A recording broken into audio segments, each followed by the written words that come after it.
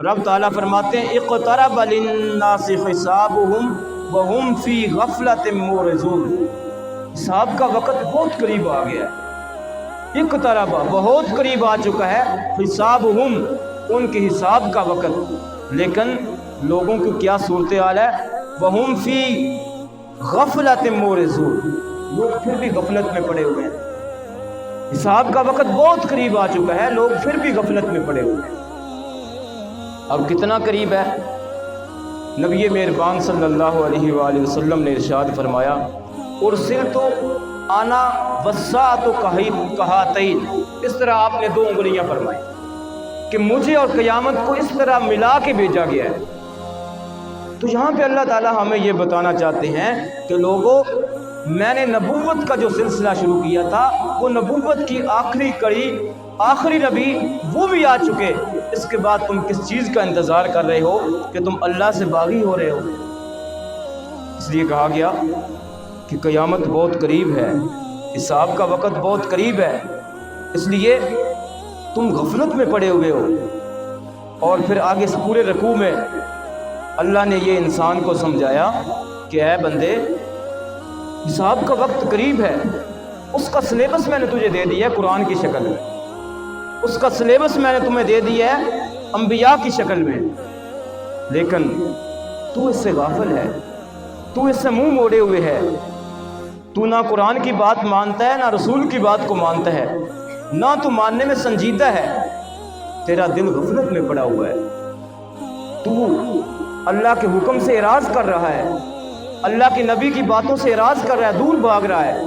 تیرا یہ اعراض کرنا تجھے حساب کتاب میں مشکل میں ڈال دے گا۔ دیکھنا حساب کتاب جو ہوتا ہے اس میں جب بھی کسی چیز کا حساب کتاب کرانا ہوتا ہے تو یہ بڑا مشکل مرحلہ ہوتا ہے۔ تو یہاں اللہ تعالیٰ ہمیں حساب کتاب کی تیاری کے لیے جو ہے وہ اصل میں ذہن سازی کر رہے ہیں کہ وہ حساب کتاب کا وقت بہت مشکل ہوگا، کہ جس وقت قرآن مجید میں مختلف انداز سے اس وقت کے بارے میں ڈرایا گیا۔ یہاں پہ اللہ نے فرمایا کہ وما ارسلنا قبلک الا رجالا نوحی الیہم، اس حساب کتاب کی تیاری کے لیے آپ سے پہلے بھی نبیوں کو بھیجا گیا ہے۔ اور اسی طرح فرمایا لقد انزلنا الیکم کتابا فیہ ذکرکم افلا تعقلون، اس حساب کتاب کی تیاری کے لیے میں نے تمہارے سامنے اپنا ذکر نازل کر دیا ہے، اور اس سے پہلے میں نے کتنی کتابیں نبیوں کو دے دی ہیں جن کا مقصد صرف یہ تھا کہ اس حساب کتاب کی تیاری ہو جائے۔ لیکن اے انسان، اس کے باوجود بھی تو غفلت میں ڈوبا ہوا ہے، تیرے سامنے سلیبس واضح ہے، پرچہ اٹھ کر دیا گیا ہے، سوالات بتا دیے گئے ہیں، سب کچھ بتا دیا گیا ہے، پھر بھی ابھی تو غافل ہے۔ اور پھر رکوع کے آخر میں جا کے فرمایا کہ اس سے بڑی تیرے لیے تیاری کی اور کیا بات ہو سکتی ہے؟ وَكَمْ قَسَمْنَا مِنْ قَرْيَةٍ كَانَتْ ظَالِمَةً، دیکھ تیرے سے پہلے کتنی ایسی بستیاں گزر چکی ہیں جو ظالم تھیں، وَأَنشَأْنَا بَعْدَهَا قَوْمًا آخَرِينَ، انہوں نے ظلم کیے، ان کو ختم کر کے ان کی جگہ پہ ہم نے اور لوگوں کو لے آئے، یعنی ان کے اوپر عذاب آ گیا۔ اور پھر ان لوگوں نے خود کہا قالوا یا ویلنا انا کنا ظالمین، اے اللہ ہم ظالم ہیں، ہم ظالم ہیں۔ جب اس دنیا سے چلے گئے اور ان کے اوپر عذاب کا کوڑا برسا، پھر خود انہوں نے اقرار کیا یا اللہ ہم ظالم ہیں۔ اللہ ہمیں بتانا یہ چاہتے ہیں کہ لوگوں، وہ وقت آنے سے پہلے کہ تم خود اقرار کرو کہ یا اللہ ہم ظالم ہیں، اپنی اصلاح کر لو۔ اور جب تمہارا حساب ہونا ہے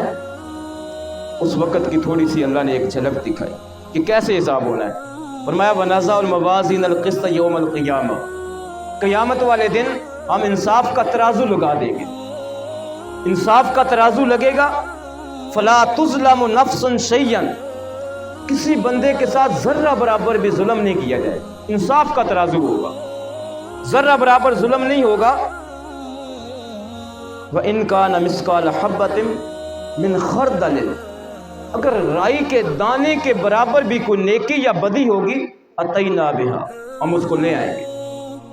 وَكَفَى بِنَا حَاسِبِينَ، اور اس طرح ہم حساب لینے کے لیے کافی ہیں۔ دیکھیں اللہ تعالیٰ ہمیں یہ بتانا چاہتے ہیں کہ اگر آپ کی نیکی رائی کے دانے کے برابر ہے،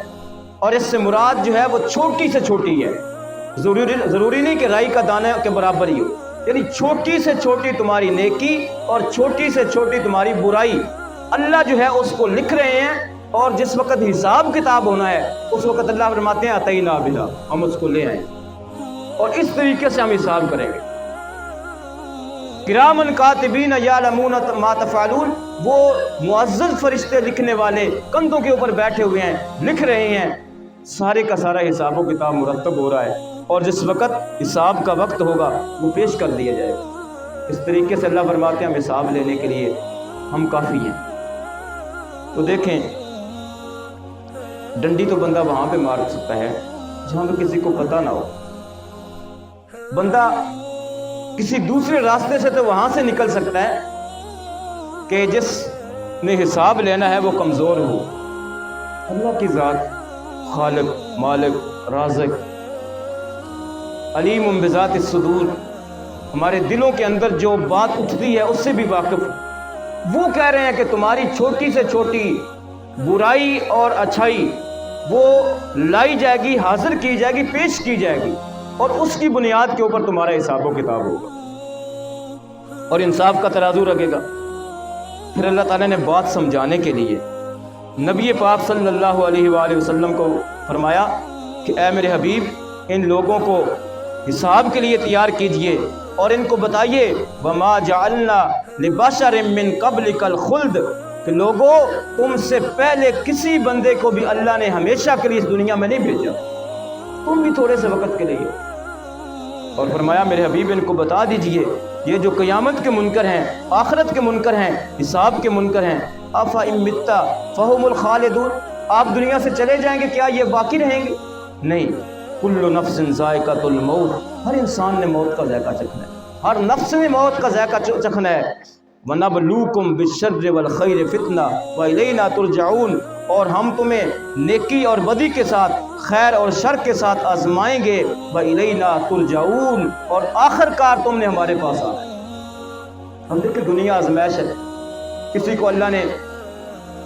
خیر کے ساتھ آزمایا ہوا ہے، کسی کو اللہ نے شر کے ساتھ آزمایا ہوا ہے، کسی کو اللہ وسعت کے ساتھ آزماتا ہے، کسی کو اللہ تنگی کے ساتھ آزماتا ہے، کسی کو اللہ خوشی کے ساتھ آزماتا ہے، کسی کو اللہ غم کے ساتھ آزماتا ہے۔ فرمائیے دنیا کی زندگی آزمائش ہے اور ہم تمہیں ضرور آزمائیں گے۔ وَنَبْلُوكُمْ بِالشَّرِّ وَالْخَيْرِ، اس آزمائش سے نکلنے کے بعد وَإِلَيْنَا تُرْجَعُونَ، تم نے ہماری طرف آنا ہے۔